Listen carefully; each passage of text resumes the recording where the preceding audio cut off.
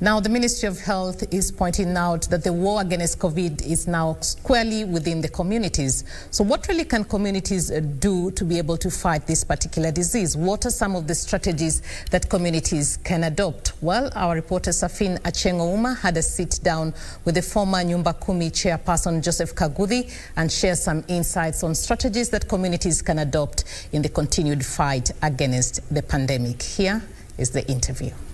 Thank you so much for joining us. Now, the man I'm about to have a conversation with has served this country in various capacities. As a provincial commissioner, he has also played a role as the national coordinator for NACADA, but most importantly, he has served as the chairperson of the Nyumba Kumi initiative, and that is why we are here to understand how the Nyumba Kumi initiative can play a role to avert the spread of COVID-19, especially at a time when concern has been raised about the community spread. I'm talking about none other than Joseph Kaguthi. Thank you so much, sir, for creating time for us. Now, we just want to understand at this particular time when, the global cases of coronavirus have surpassed 40 million. In our country, over 44,000 people have been diagnosed with COVID-19. What do you read from the trajectory of the curve, the positive cases of COVID-19 that keep rising each and every day? What do you read from this pattern? This is an individual kind of war. Everybody is being called to protect themselves. You cannot be helped by the minister, the government, the police, or anybody. It is every citizen on their own. Remember, the law is a bit lenient on the three categories of citizens: the minor, watoto; the drunkard, mlevi; and mwenda wazimu, because their capacity is low.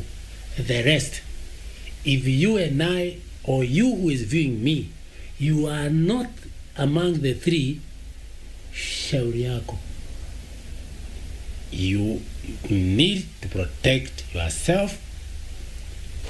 Nana, in the estate when it came, we saw where we are staying, there were some seats in certain places.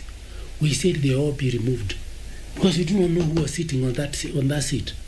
Then we introduced this to the gates in the estate. Nyumba Kumi kind of said, this one I must keep in my pocket wherever I am.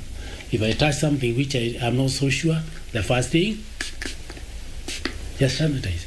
It is so important that it is me and the COVID-19. The virus does not have any discriminative adjective. It attacks the big, the small, it attacks everybody.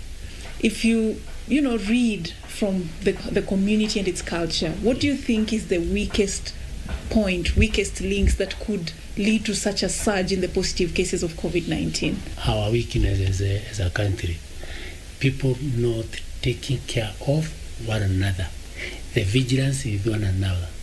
Nyumba Kumi, by the time he left Nyumba Kumi at the end of 2018, we had over 300,000 clusters, households, or they could also be professions like the Juakali. Everybody was taking care of the other, and they had a structure. So if you are in a cluster called Nyumba Kumi, this is the time you come in. If you find somebody is being careless, this is the time you don't say shauri yako. You remember what the security mantra has been, which we promoted very, very much? You see, say. You hear, say. You suspect, say. If you see that carelessness in a matatu, in a township, in a village, that people do not seem to take care, please shout and advise them. Tell the community leaders that, hi, we go to protect ourselves. You only need one person to come from village A to village B and is careless. Start spreading it. If you see one alcoholic joint where the management does not take care, personally, I would recommend the police, don't bother about these drunk people. Just arrest the manager, handcuff the manager, take him to court for endangering the citizens, so that the manager and the staff, because they are themselves not drunk, they now start taking of those people without good capacity. In the next 5 years, this is our commitment to the Kenyan people. This is Jubilee Manifesto. Because this is the one which they're implementing. In the next 5 years, you read the one I have. In the next 5 years, enhance community participation in security through strengthening the Nyumba Kumi initiative and the 290 sub-county peace and security committees. Precisely. In the next 5 years, security will be through enhancement of the citizen participation in security. So what we are saying is read this, shout it, and let everybody know that is the way to go. And then the responsibility is put to the sub-county security and intelligence committees. When the government lifted some of the restrictions that were placed to avert the spread of COVID-19, they placed a huge responsibility on leaders to help in, making sure that the general public were safe. They were observing the protocols that were issued by the Ministry of Health, but still we're experiencing a spike. From where you sit, what do you think these leaders can do? The local administration, who should do what to enhance, the safety measures? Take responsibility. If the citizen we are appealing does not get what we are saying, you are the chief, the assistant chief, you're the police officer, you're the politician, the MCA. Don't wait until you get that it must be Ministry of Health.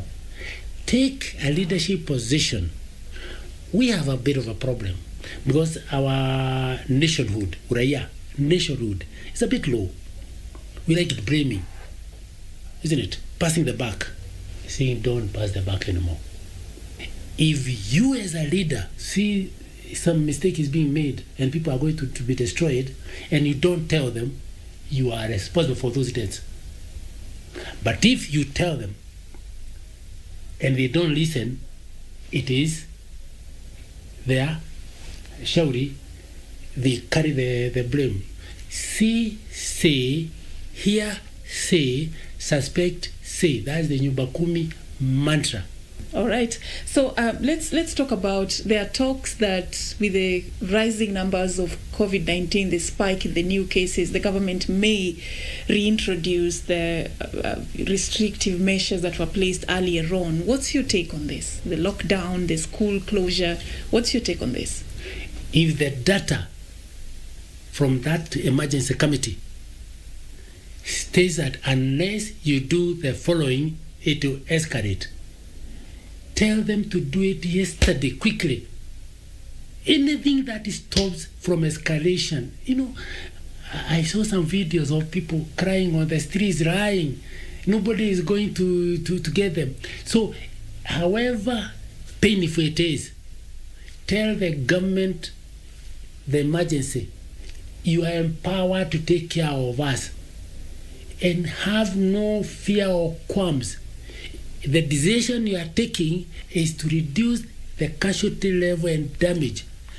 Don't hesitate to do it. We'll succeed. We will. Yes, and with your help as media, because there is nothing that I have seen better like the way the media has been campaigning, and like I saw the analysis now on the tele, and what we are doing now. This is it. This is how we save the country.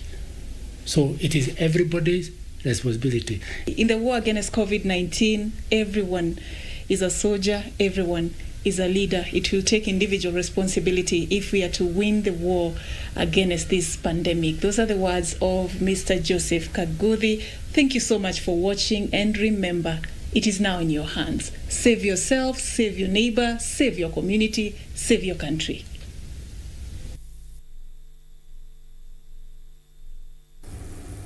Safina Chengoma, of course, engaging the former chairperson of Nyumba Kumi, Joseph Kaguthi, and obviously coming out that the war is now squarely within the community, and it is your individual responsibility to adhere to the protective measures by the Ministry of Health.